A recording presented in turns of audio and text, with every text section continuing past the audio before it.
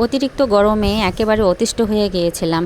তো যাই হোক, আলহামদুলিল্লাহ আজকে বিকালবেলা একটু রহমতের বৃষ্টি হইল, আর সঙ্গে অনেক বাতাস ছিল। পুরো পৃথিবী ঠান্ডা হয়ে গেল।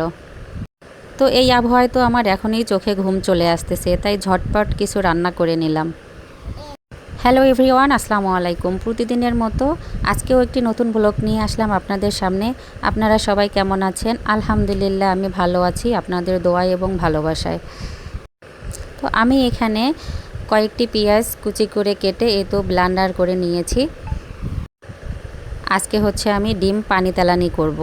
তো এই জন্য চুলার মধ্যে আমি তো প্যান বসিয়ে দিলাম, একটু গরম করে নিয়ে পরিমাণ মতো তেল দিয়ে দিলাম। আর তেলের মধ্যে আমার ব্লেন্ডার করে রাখা পেঁয়াজগুলো এর মধ্যে দিয়ে ভালোভাবে একটু নেড়েচেড়ে নিলাম।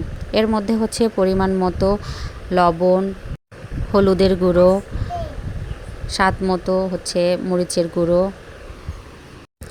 দিয়ে ভালোভাবে কষিয়ে নিলাম। কিছু সময় ধরেই মশলাগুলো একটু কষিয়ে নিতে হবে। আমি মাঝে মধ্যেই কিন্তু ঝটপট এই রান্নাটি করে ফেলি। হাতে যদি কারো কম সময় থাকে তাহলে আপনারা এই রেসিপিটি ফলো করতে পারেন। আর আমার পরিবারের সবাই অবশ্য এই ডিম পানি তেলানি পছন্দ করে। এই তো আমার মশলাগুলো কষানো হয়ে গেছে। এখন আমি পরিমাণ মতো পানি দিয়ে দেব। এর মধ্যে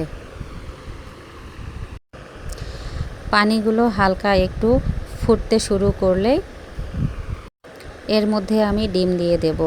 তো আমি এখানে আজকে রান্না করার জন্য 4টি হাঁসের ডিম আর একটি মুরগির ডিম নিয়েছি।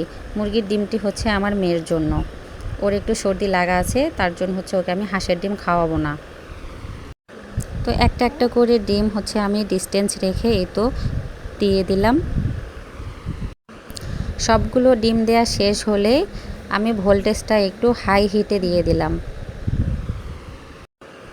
এবার ঢাকনাটি দিয়ে দেব। আর তরকারিটি যখনই একটু বলক তলা শুরু হয়ে যাবে তখনই আমি আস্তে আস্তে করে ডিমগুলো উল্টিয়ে নেব। আমার দিনের কিছু রান্না করা তরকারি আছে, তাই ভাবলাম যে ঝটপট এই রান্নাটাই করে ফেলি। তো আপনাদের কাছে আমার আজকের এই রান্নাটি কেমন লাগলো একটু লাইক কমেন্টস করে সবাই জানাবেন প্লিজ। আর বেশি ভালো লাগলে একটু শেয়ার করে দেবেন। এই তো আমার ডিমগুলো সিদ্ধ হয়ে গেছে। এখন আমি প্রত্যেকটা ডিমেই এই পাশ করে উল্টিয়ে দিলাম আর একটু জাল করে নিলাম। এবার নামানোর আগ দিয়ে একটু পাঁচ মশলা গুঁড়া ছিটিয়ে এই তো নামিয়ে ফেললাম। তো আজকের ভিডিওটি আমার এই পর্যন্তই। আল্লাহ হাফেজ। সবাই ভালো থাকবেন, সুস্থ থাকবেন। শুভরাত্রি।